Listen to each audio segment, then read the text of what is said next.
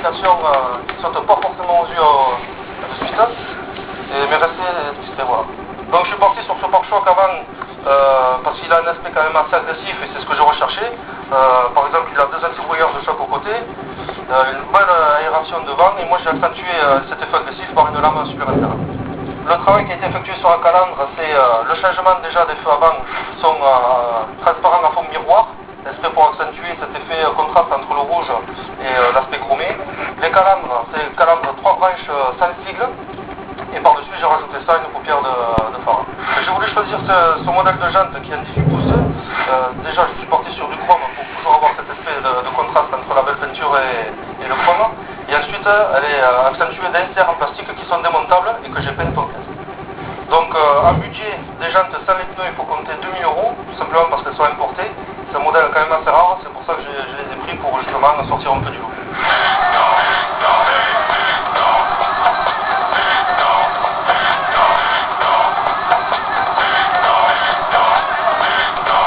Élargir les ailes avant avec ces élargisseurs tout simplement parce que déjà ça donne une bonne gueule à la voiture, bien agressive, et elles sont moulées à la carrosserie pour avoir cet aspect sobre. Et au total j'ai gagné on va dire 3 cm de largeur de chaque côté. Sur le plan latéral, en premier lieu j'ai sorti les baguettes d'origine et lissé, tout simplement parce qu'il y a des trous pour clipser cette baguette, donc j'ai tout soulevé et tout lissé. Ensuite j'ai rajouté un bas de caisse qui est moulé aux extensions d'ailes avant et arrière et ainsi qu'à la caisse. Donc pour la couleur, je suis parti sur un rouge candy, tout simplement parce que je voulais quand même une couleur flashy. L'application de cette peinture, en fait, à la base, c'est un doré qu'on applique, et plus après 4 ou 5 couches de vernis coloré, plus une couche de vernis transparent, et on va dire qu'il y a un budget de 3000 € rien que pour la peinture. Donc sur l'arrière, j'ai fait un gros travail de lissage, c'est-à-dire que j'ai supprimé tout l'emplacement de la plaque d'immatriculation, ainsi que le trou pour l'essuie-glace, tout ce qui est sigle Volkswagen, il y a marqué GTI 16, donc tout ça a été lissé pour rester dans l'esprit sobre. Sur le pare-choc arrière, je suis parti sur ce modèle parce que voilà, il est toujours dans l'esprit sobre.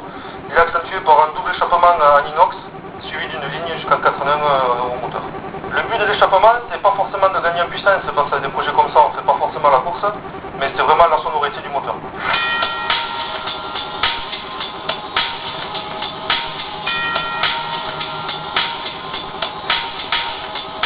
Sur ce véhicule, la grosse surprise, c'est quand même le coffre d'intégration de la sono, avec écran LCD, il y en a 2 derrière.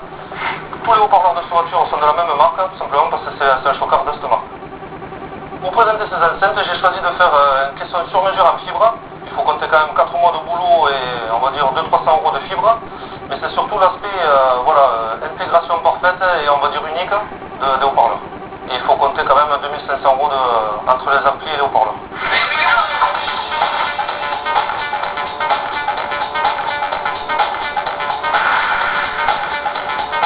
Sur la partie avant, la sono avant, je suis parti sur un kit robot éclaté, sur un support en fibre que j'ai réalisé moi-même, avec le logo qui s'allume de la marque, ainsi que le petit support des tuteurs qui est derrière le support des rétros. Pour les sièges de cette auto, je suis parti sur un siège baquet, pour garder l'esprit agressif du véhicule. Pour la sellerie intérieure, il y a un full cuir Alcantara, donc c'est 2 matières différentes. J'ai choisi la couleur beige, toujours pour trancher avec le rouge de l'extérieur. Pour réaliser une sellerie comme ça, il faut compter, on va dire, un bon mois et demi de boulot, sachant qu'il y a le tableau de bord qui est quand même assez compliqué à faire. Et en tarif, il faut compter 3500 € avec la main d'œuvre. Donc ça, c'est une voiture qui, à la base, coûte dans les 2000 €. Et moi, il m'a fallu 4 ans de boulot pour la refaire entièrement, et on va dire 20 000 € de budget.